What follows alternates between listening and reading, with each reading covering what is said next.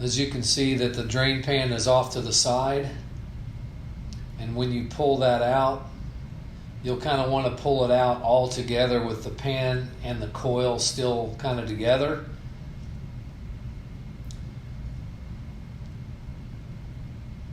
Otherwise it would get hung up on that big tube. And then you can see that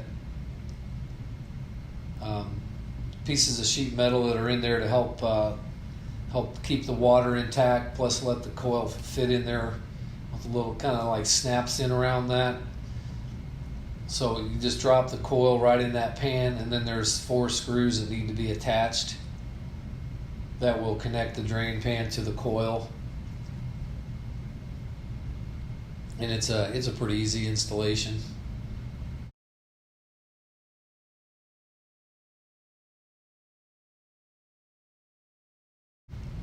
There's your screws that come with it, and once you get the pan attached, you'll see it's a very easy installation into putting the coil into the cabinet itself.